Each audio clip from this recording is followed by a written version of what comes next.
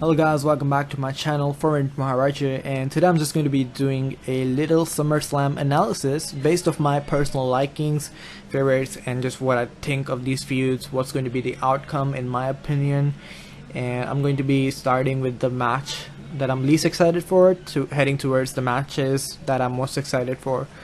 And as of now, there are 10 official matches announced for the SummerSlam. I believe this is the final card. So let's start off with the WWE Championship match between Bobby Lashley and Goldberg. I simply have no interest in watching Goldberg perform, and that's the only reason I am putting this as the least exciting one.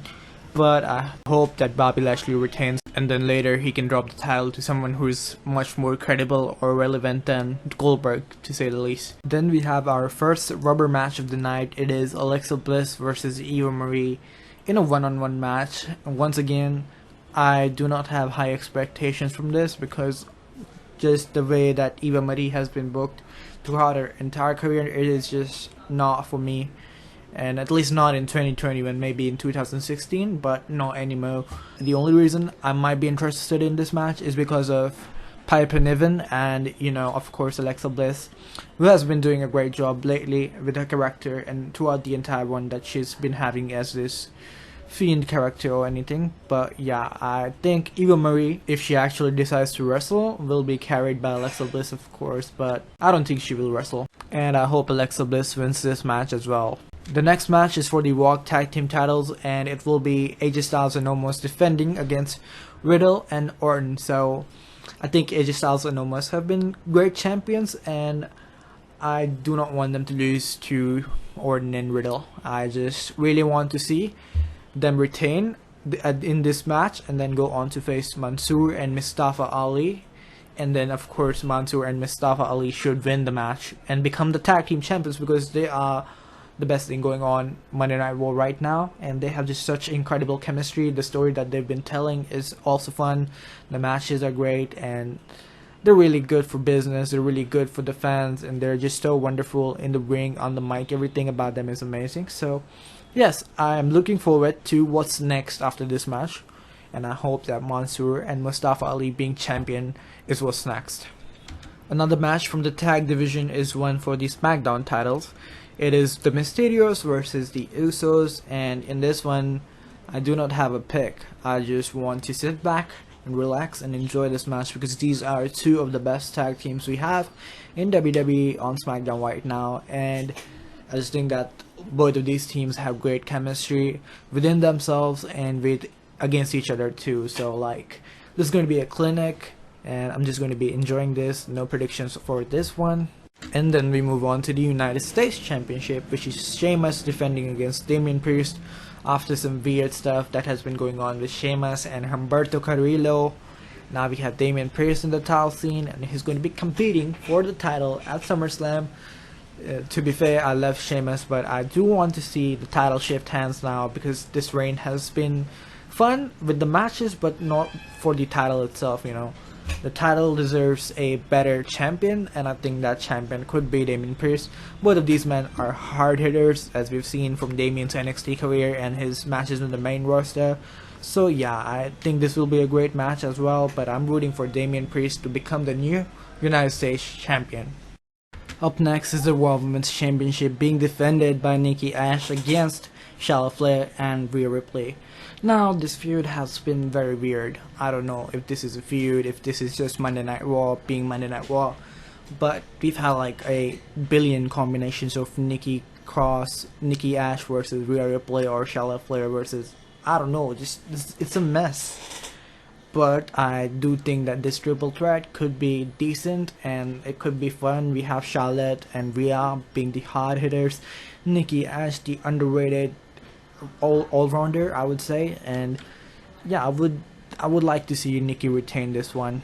The next match is another grudge match between the Scottish Warrior Drew McIntyre and the modern day Maharaja Jinder Mahal, which is my favorite wrestler, by the way. So this feud has been going on for the past 7 weeks or so, and I personally find it very entertaining. It is fresh, it is cool to see these two former friends go at it each week, with Veer and Shanky added to the equation, and also we have Angela, Drew's beloved sword named after his mother. So it has been an interesting feud. I think it is one of the more creative ones, with actual storytelling not being so good, but still some good angles and stuff. And then again, Jinder and Drew, just two big men bumping meat in the ring. It's going to be fun to watch. These two have incredible chemistry, incredible history, and the live audiences have also been reacting well to this feud. But in the end, I just hope that whoever wins has a good run moving forward.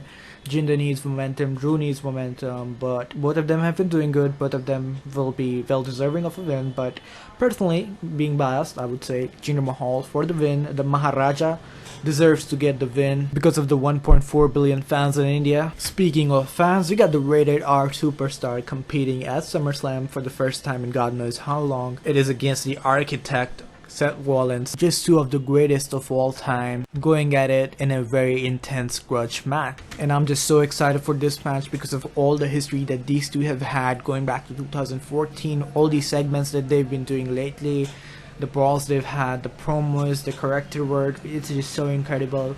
Especially now we have the architect Seth Rollins back, the 2014 heel Seth Rollins shades are there. It's just so much fun to watch these two go at it. Two of the greatest of all time, squaring off in the middle of the ring in front of almost 60,000 people in the Allegiant Stadium at SummerSlam. What more could you ask for? I'm just really excited for this match. I'm rooting for Edge. I wouldn't mind Seth Rollins winning. Just so excited for this, and it's going to be a lot of fun.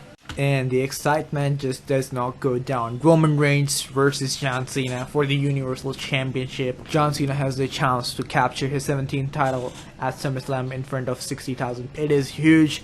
The promos that these two have had, they've been really fun. They've been having a lot of dark matches, so obviously they have polished up their skills against each other. And then of course the main selling point, two different faces of the WWE from different generations. Roman Reigns, the big dog, John Cena, the franchise, going at it in the middle of the ring at SummerSlam. It is going to be a lot of fun to watch. John Cena is going to get his ass whooped, as he said himself, but he's also going to be making some history by capturing his 17th title at SummerSlam by defeating Roman Reigns. It's going to be a lot of fun to watch. Also, you cannot talk about history without mentioning the names of Bianca Belair and Sasha Banks, two of the best wrestlers in the whole damn industry right now, and they've already made so much history by being the first two African American women to main event at WrestleMania. They did it in great fashion. It was a great match, and Bianca Belair came out on top in one of the greatest moments in wrestling history. They just make so much magic in everything they do. Now Sasha Banks is back. It's going to be a rematch, the second match of this saga, and this is going to be feistier. This is going to be having a lot more spice than the one they had at WrestleMania, because these two women have evolved a lot since then. Sasha Banks is a lot more angrier and a lot more distressed about the situation of her not being the champion, her being underlooked by Bianca Belair. And Bianca Belair, of course, has to uphold that reputation that she has built throughout the past 100 days or so as champion. So both of these women have a lot to give, a lot to lose, and it goes down at SummerSlam, and you don't want to miss this match. It's going to be an incredible match, one of the greatest in SummerSlam history. I hope so, and I'm just going to sit back and enjoy this one. Two great women doing great wrestling, great storytelling, and either one of them wins, I'm happy with it. And I hope this program continues to one more match, perhaps at Extreme Rules, with a stipulation, and then they can move on to their next challengers. So yeah, that was it for my SummerSlam analysis video, and if you found it helpful or if you liked it or anything at all, then drop a like on this video. You can lend me your thoughts down in the comment section about SummerSlam, about this video, and if you could subscribe to my channel, that would be the greatest thing ever. But at the end of the day, I just hope that all of you guys are doing good, and I hope all of you enjoy SummerSlam this August 21st.